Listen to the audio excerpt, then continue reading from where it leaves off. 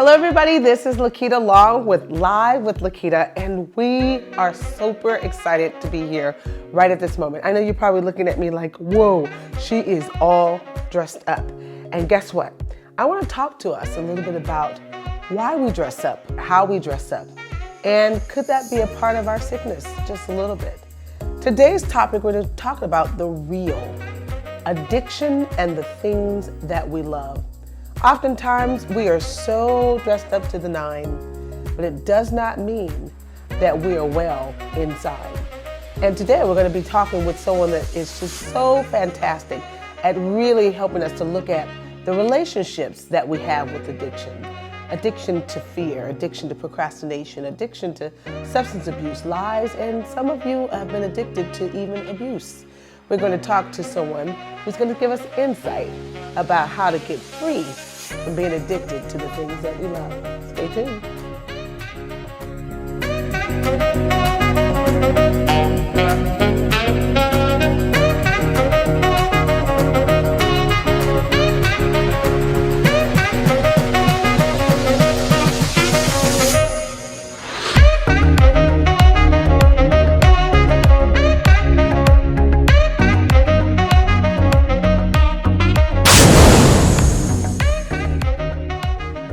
This is Lakita Long with Live with Lakita, and we are back with another interesting episode and segment of our whole look at how we can better our health. Now, one of the things that I think is so important is that we look at health from a variety of different lenses, and it's not just the physiological side of health as we know.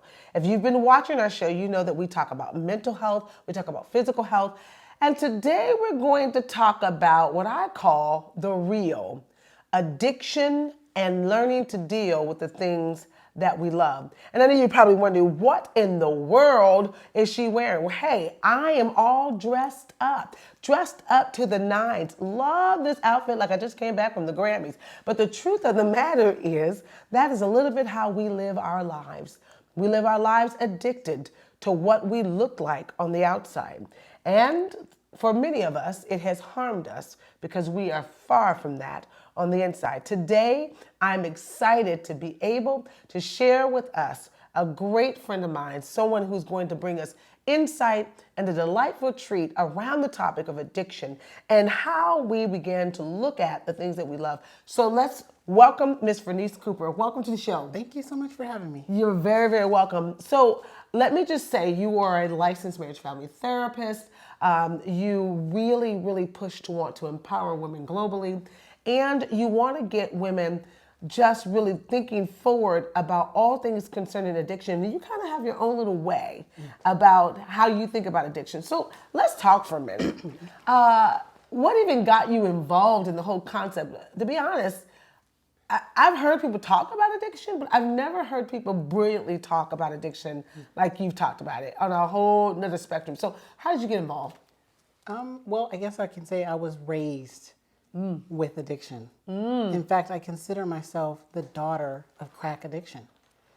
That's deep. I mean, for many of us that grew up, we know what that whole thing looks like, having grown up in a family. I'm number 6 of 7 children, and the addiction was heavy and it was real. Keep going. And so not just the daughter of crack addiction because my mom was an addict, but the community was addicted.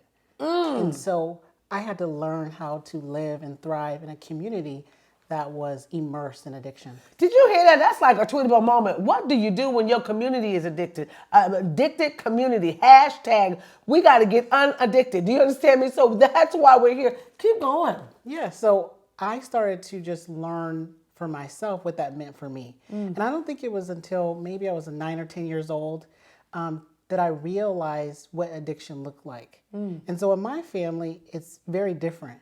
It's when you leave that glass of wine and you walk away and everyone's like, are you babysitting that? You ain't gonna drink it there? Why are you leaving the glass half full, right? It's those subtle things that I was starting to notice, right? And so I was intrigued from a very young age.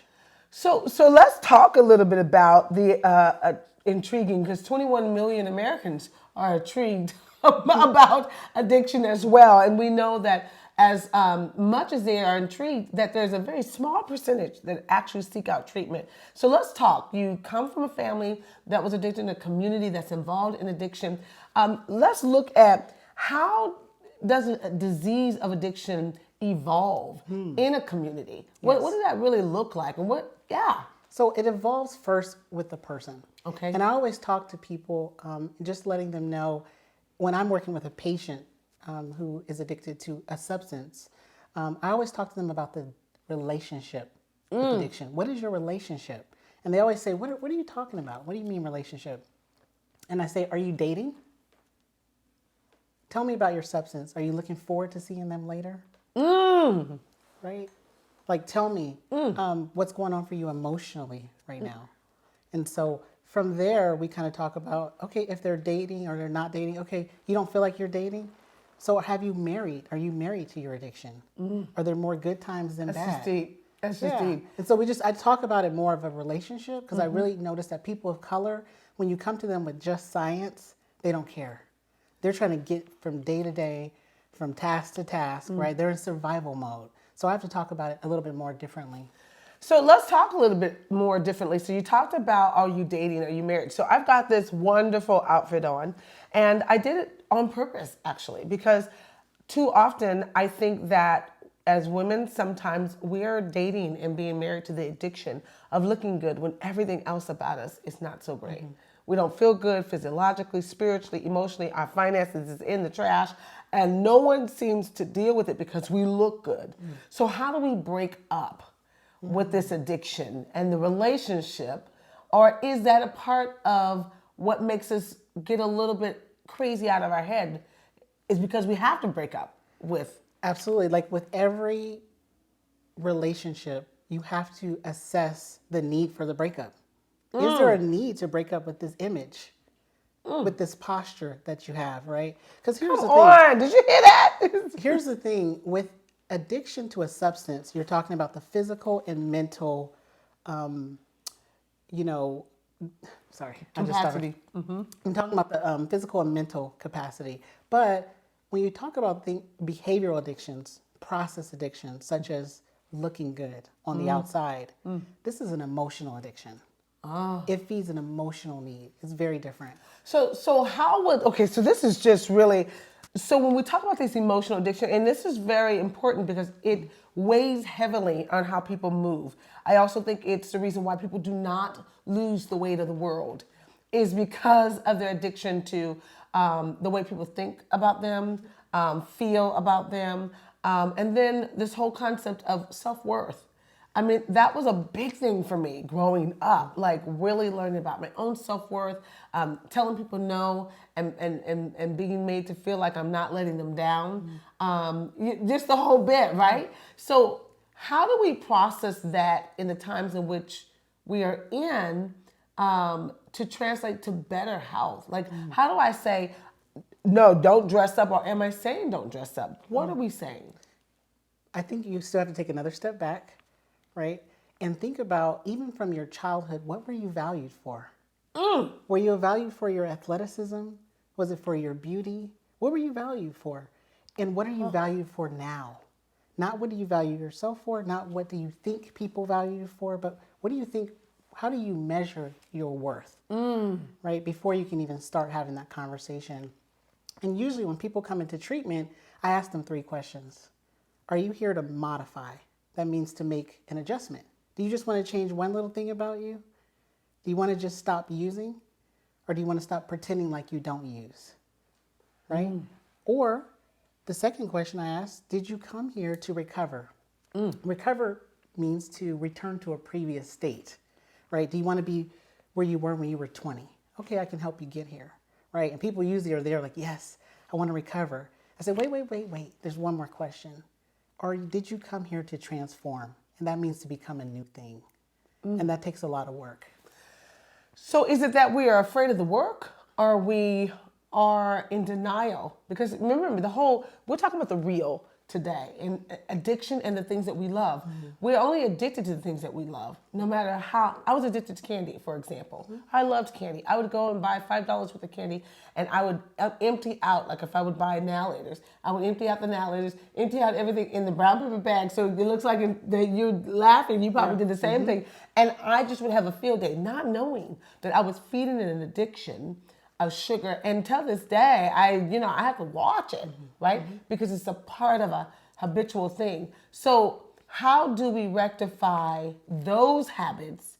And do we ask those same 3 questions, or what? How do we modify or change it? Well, first, is it a problem from your perspective, right? Well, when only 28 teeth, I think it might be a little bit of a problem. Yeah, but it's kind of like asking someone who goes to Starbucks every day, is it a problem? And I don't answer the question for them. I ask them, well, is Starbucks a dealer? Is it your healer or is it your dealer? And you have to kind of think about that and process that with someone. What I really tell people is you have to get in the room with people you trust to be vulnerable so that you can have these conversations, because you're not just feeding an addiction, you're feeding an emotional need. Now, you said something, and I just want to make sure that we highlight this, because I think that in our pre-show, we sort of talked a little bit about behavioral addiction and substance abuse disorder and the difference between the two. And I think it's befitting to talk about the behavioral addictions. We all have some form of these behavioral addictions, but what can we start? So give us a definition of that.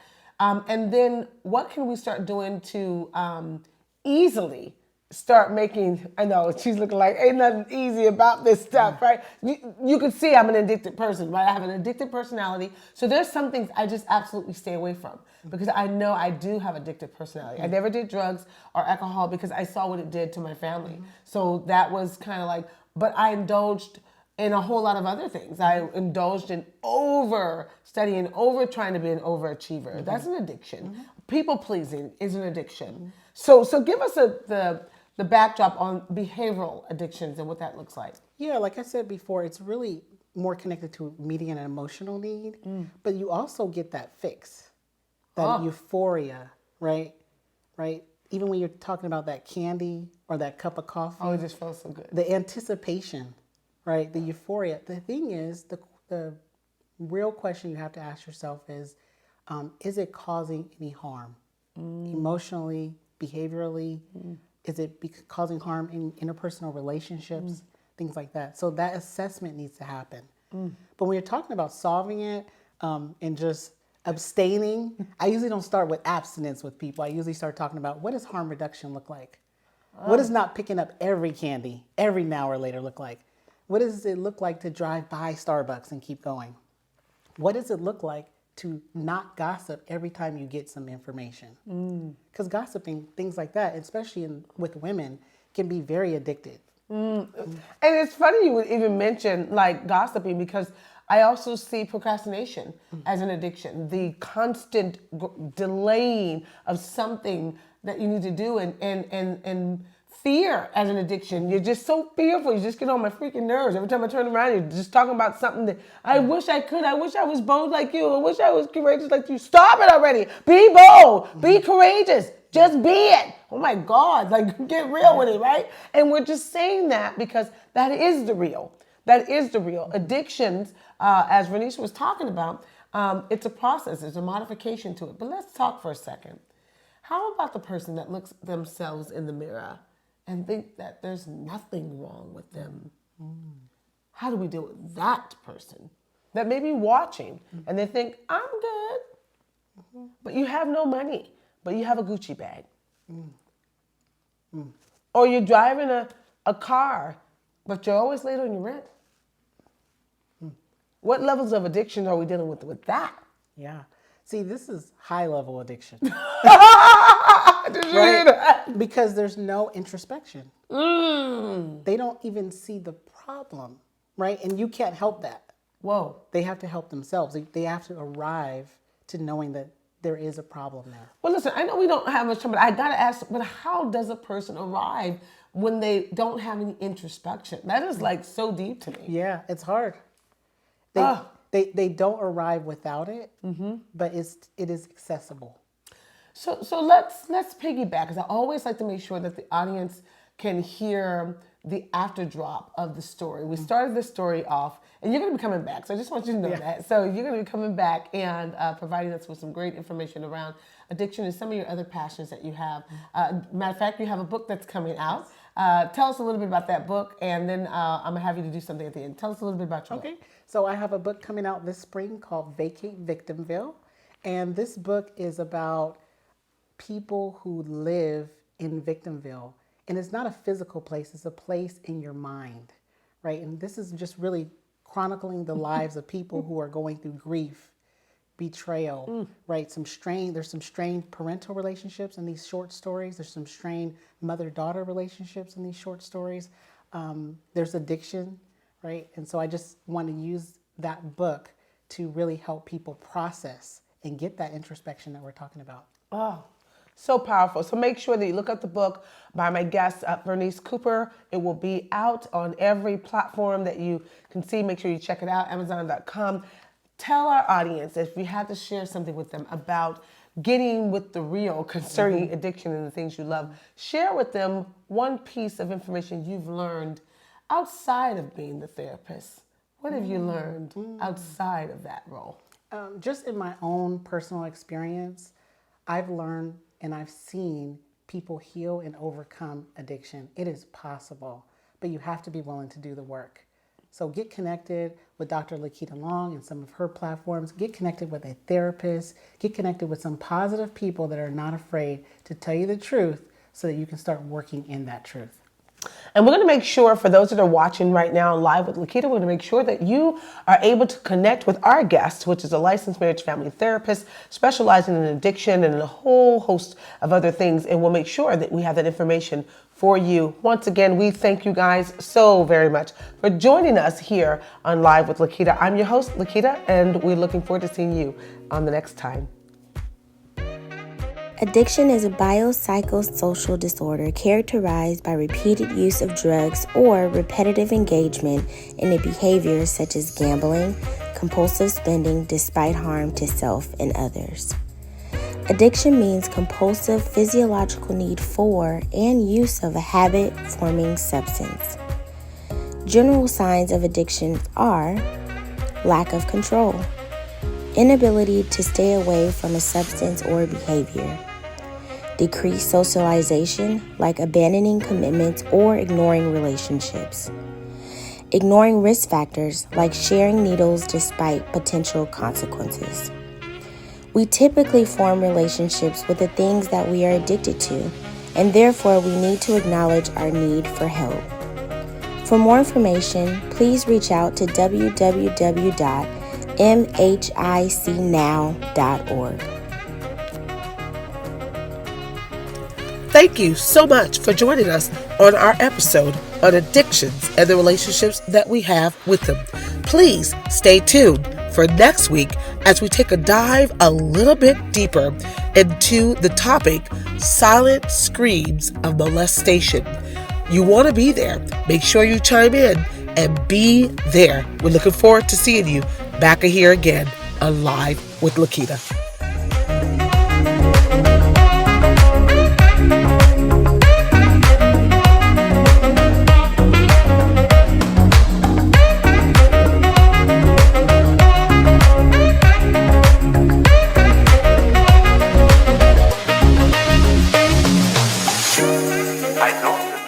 To join the LDL Empowerment Group, please visit us at ldlempowermentgroup.com. But mankind won't be destroyed.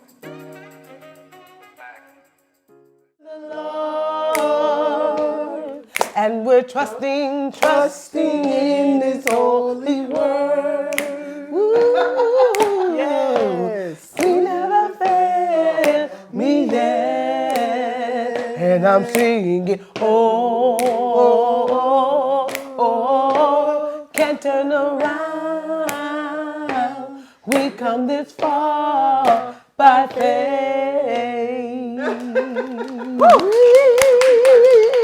Okay, that was great. Okay, here we go.